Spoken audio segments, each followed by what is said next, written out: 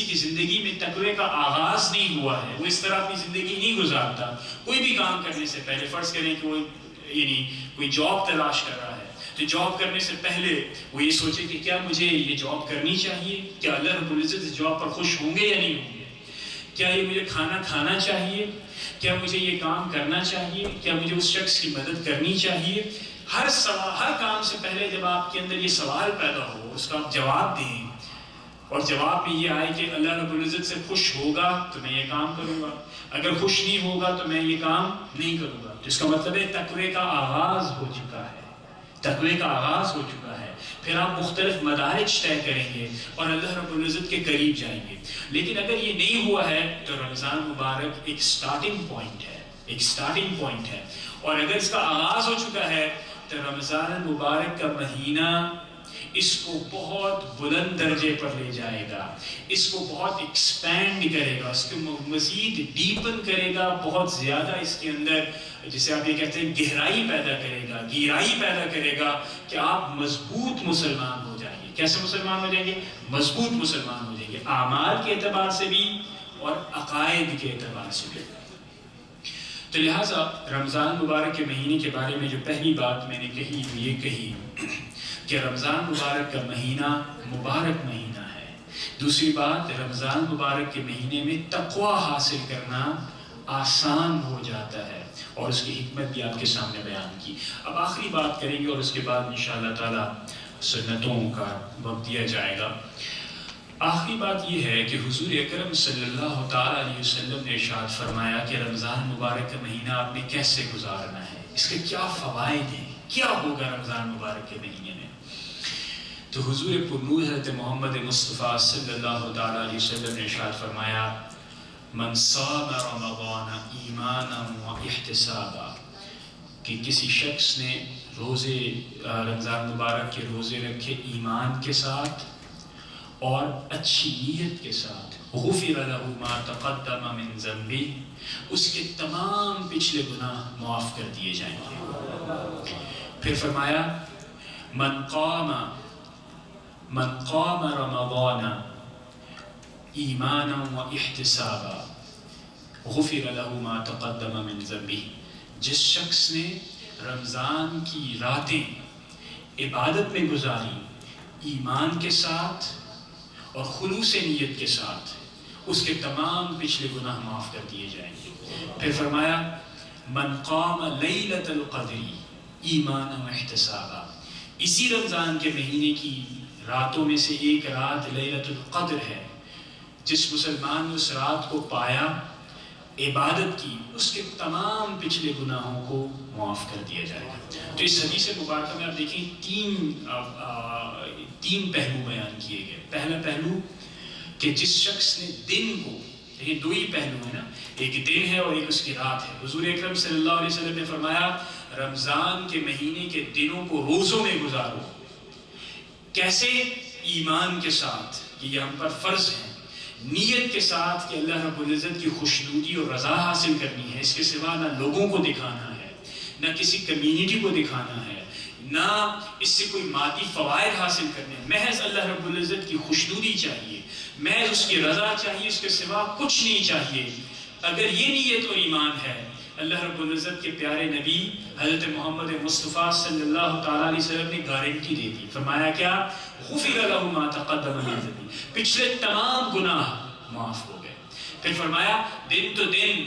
جس شخص نے رات ایسی گزاری کہ رات میں قیام کیا۔ پوچھا گیا رات میں قیام سے کیا مراد ہے؟ حضور اکرم صلی اللہ تعالیٰ علیہ وسلم سے جتنی مروی احادیث سے فرمایا کہ اس سے مراد تراویح ہے، یعنی تراویح۔ تو جس شخص نے تراویح یعنی نہایت استقامت کے ساتھ، تسلسل کے ساتھ پڑھی 30 روز 29 روز، حضور اکرم صلی اللہ تعالیٰ علیہ وسلم نے بشارت دی کیا؟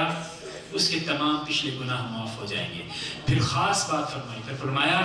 تمام راتیں تو ایک طرف، اس سے سب سے بڑی رات لیلۃ القدر ہے، جس نے اسے پایا آخری عشرے میں، آخری عشرے کی جو 5 طاق راتیں ان میں سے ایک رات کو پایا جو کہ لیلۃ القدر ہے، غفر له ما تقدم من ذنبہ، اس کے پچھلے گناہ بھی معاف ہو جائیں گے۔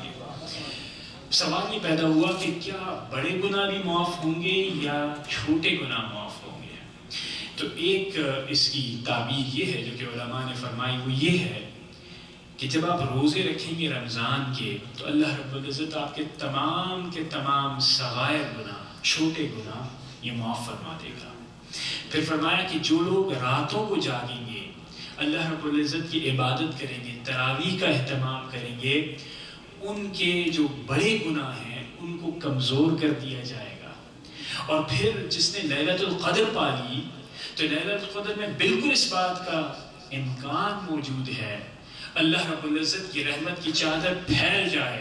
اور اللہ رب العزت کی نظر کرم آپ پر آ جائے کہ آپ کے بڑے گناہوں کے بھی اللہ رب العزت معاف کر دیں۔ اس میں تو کوئی بڑی بات نہیں ہے۔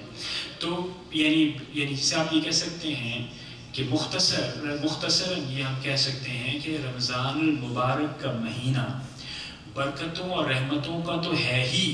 لیکن یہ ایک موقع ہے انسان کی زندگی کے اندر کہ اس نے آج سے پہلے جو کچھ کیا، اگر اسے اس بات کا احساس ہے کہ وہ غلط تھا، وہ گناہوں سے آلودہ تھا، اس میں کوئی کمی رہ گئی، اس کے حوالے سے آپ کو کوئی پشیمانی اور ندامت ہے، تو جان رکھیے کہ یہ وہ بہترین مہینہ ہے جس کا آغاز ہوا چاہتا ہے۔ اس مہینے کو اپنی زندگی کا آخری مہینہ تصور کر کے اس میں عبادتوں کے ساتھ گزاریے۔ یہ ہے آج کا پیغام۔ اس مہینے کی اہمیت کو سمجھنا چاہیے، اس کو یعنی جسے آپ یہ کہہ سکتے ہیں کہ اس کی رحمتوں اور برکتوں سے استفادہ حاصل کرنے کی کوشش کرنی چاہیے، اس پر توجہ دینی چاہیے۔ اور دیکھیے پلان کیجئے، چونکہ ابھی ہم ایک ہفتے پہلے ہیں، تو پلان کیجئے کہ آپ نے قرآن کریم کی تلاوت کرنی ہے، پلان کیجئے کہ اب رمضان مبارک کا کوئی روزہ نہیں چھوڑیں گے، پلان کیجئے کہ آپ نے تراویح کا اہتمام کرنا ہے، کچھ اور پلان کیجئے کہ قرآن کریم کی کچھ تفہیم کے حوالے سے آپ نے کوششیں کرنی ہے کہ قرآن کریم کی محض تلاوت نہ ہو، کچھ حصہ اس کا ہم سمجھ بھی لیں۔ اس کے لیے آپ اہتمام کیجئے کسی یعنی جیسے آپ کہہ سکتے ہیں تفسیر کے مختلف دورے کیے جا سکتے ہیں، مطلب جیسے بھی آپ کریں پلان کیجئے کہ آپ کا رمضان جو اس سال آنے والا ہے وہ کیسا آپ دیکھنا چاہتے ہیں، اور یہ ہر ایک شخص کی زندگی میں تبدیلی کا آغاز ہو سکتا ہے۔ دیکھیے ہم میں سے اکثر لوگ مایوس ہوتے ہیں کہ زندگی گزر گئی، گناہوں سے آلودہ تھی، ٹھیک ہے، تو لہٰذا اللہ رب العزت معاف کرے گا۔ نہیں، اگر آپ نے ابھی اس بات کو سمجھ لیا کہ گناہوں سے آلودہ تھی تو یہ صحیح وقت ہے کہ آپ اس کے بعد پشیمانی اور ندامت کا اظہار کیجئے، اللہ رب العزت سے توبہ کیجئے۔ اللہ رب العزت کو بہت پسند ہے، اور بعض لوگوں کا یہ خیال ہوتا ہے کہ انہوں نے کبھی کوئی گناہ ہی نہیں کیا، وہ مبرأ من کل خطا والنسیان ہیں، ان کے بارے میں تو محض آپ خاموشی ہی اختیار کر سکتے ہیں، اس کے ماں سوا کچھ نہیں کہا جا سکتا۔ لیکن جن لوگوں کو اس بات کی ریکگنیشن ہے، وہ اس بات کو ریئلائز کرتے ہیں کہ زندگی کا جو ماضی ہے وہ اچھا نہیں گزرا، so this is the best time to start, جس کو اندر وہ اپنے آپ کو ریفارم کر سکتے ہیں، بہتر کر سکتے ہیں، اپنی زندگی کو گزارنے کا انداز تبدیل کر سکتے ہیں، اور یہ شاید رمضان ان کی زندگی کا ٹرننگ پوائنٹ ہو۔ اللہ رب العزت سے دعا ہے کہ اللہ تعالی ہم تمام مسلمانوں کو بالخصوص یہ رمضان مبارک اچھا اپنی مرضی اور منشا کے مطابق گزارنے کی توفیق نصیب فرمائے۔ وما علینا الا البلاغ المبین، اور جن لوگوں نے سنتیں ادا نہیں کی ہیں یہ وقت ہے کہ وہ سنتیں ادا کریں۔